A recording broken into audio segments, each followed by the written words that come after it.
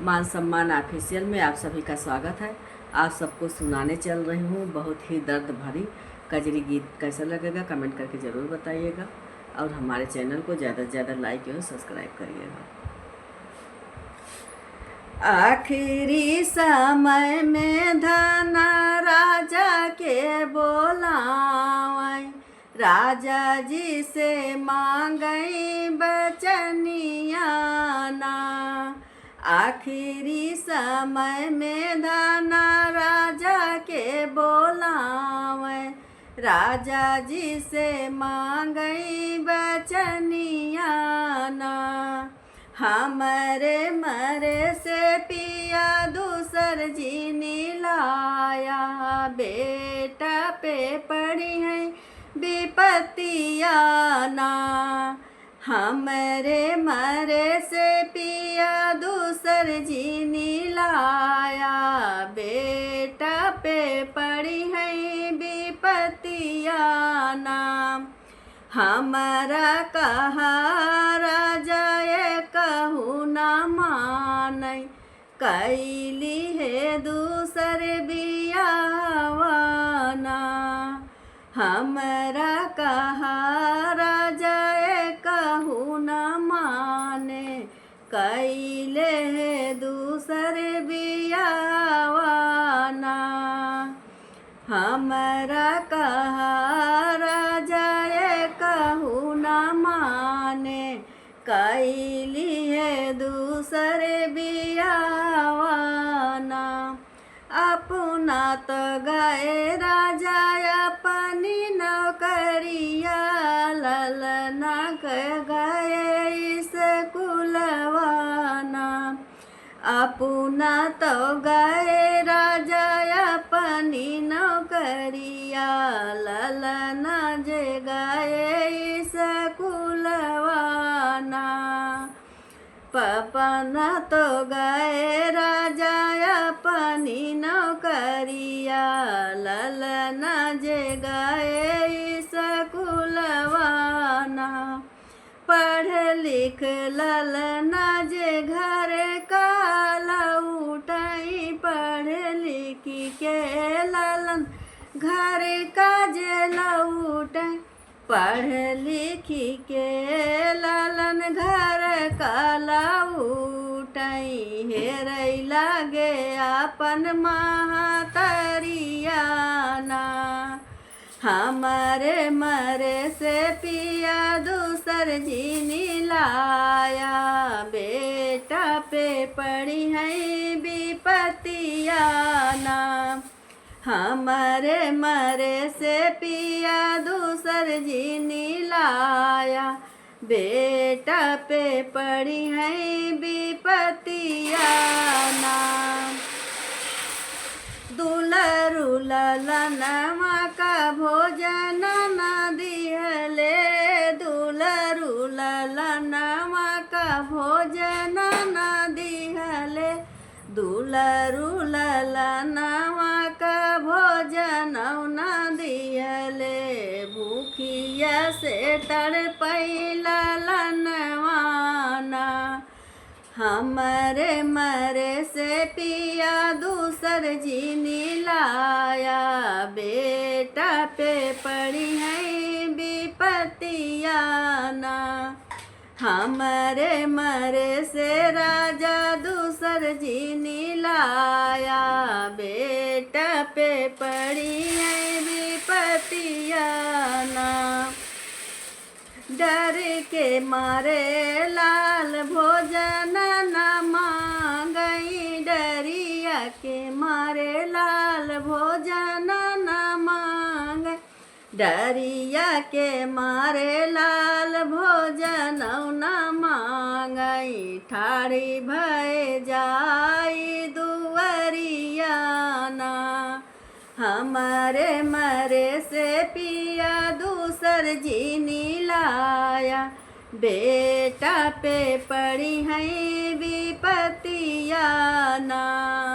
हमारे मरे से पिया दूसर जी नीलाया, बेटवा पे पड़ी है विपत्तिया ना। भीतर से निकरी है मैं महातरिया, भीतर से निकरी है मैं महातरिया, भीतर से निकली है मैं महातरिया, हाथवा में छुरी कटरिया ना, हमारे मरे से पिया दूसर जी लाया, बेटा पे पड़ी है विपतिया ना, बाएं हाथे दाना बाएं हाथे पपनी जी पकड़ई गर्दनवा, दाएं हाथे काटे गर्दनिया ना, बाएं हाथे पापिन ललनक पकड़ई मुड़िया, दाएं हाथे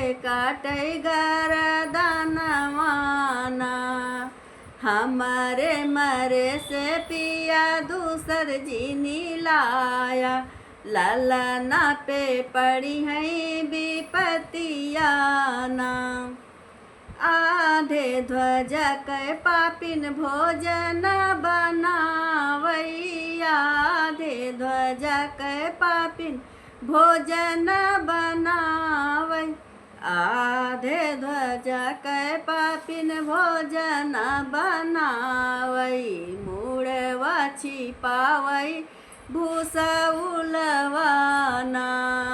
हमारे मरे से पिया दूसर जी लाया, बेटा पे पड़ी है विपतिया ना, कई के नौकरिया राजा घर के लौट ले, कई के नौकरिया राजा घर का लौट ले, पूछै लगे बेटा कहलिया ना, हमारा ललन रानी कहाँ का गईले, देखई बिना तरे सैनयनवाना,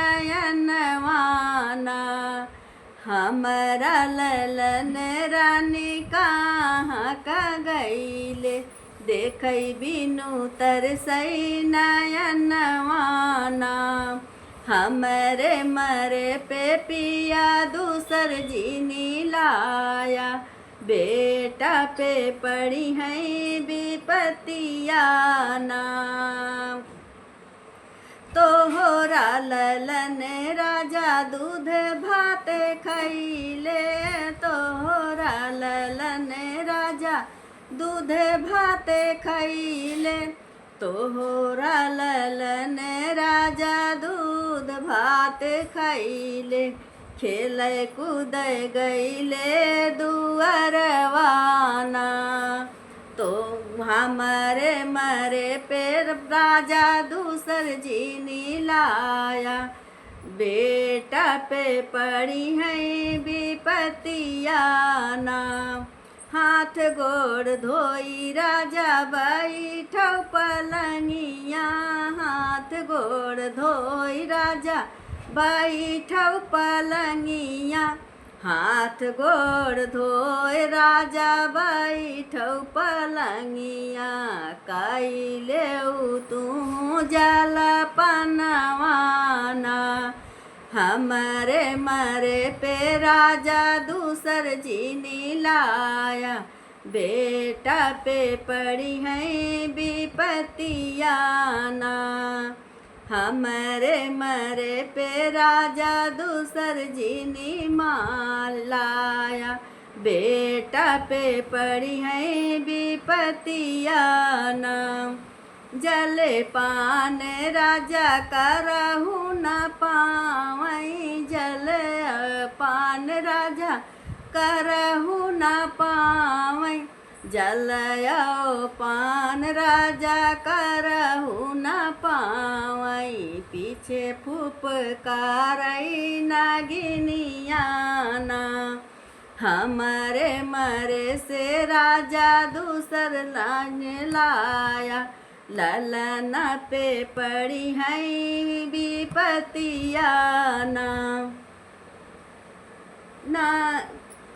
इधर क भूसवा उधर क उलटाई पलंगा उतर राजा नागिन निकारई पलंगा उतरी राजा नागिन निकारई पलंगा पे चढ़ी राजा नागिनी निकारई नागिनी जे घुस गए भूसौलाना हमारे मरे से पिया दूसर जीनी लाया बेटवा पे पड़ी हैं विपतियाना इधर क भूसवा उधर कर नागिन इधर क भूसवा उधर कर नागिन गिरी गई बेटवा क मुड़ियाना इधर क भूसवा उधर कर नागिन गिरी गए ललना क मुड़ियाना हमारे मरे से पिया दूसर जीनी लाया बेटा पे पड़ी हैं विपतियाना मुड़वा उठाए राजा सीनवा लगावई मुड़वा उठाए राजा सीनवा लगावई मुड़वा उठाई राजा सीनवा लगावई झर झरी चुवैया सुइयाना हमारे मरे से पिया दूसर जीनी लाया बेटा पे पड़ी हैं विपतियाना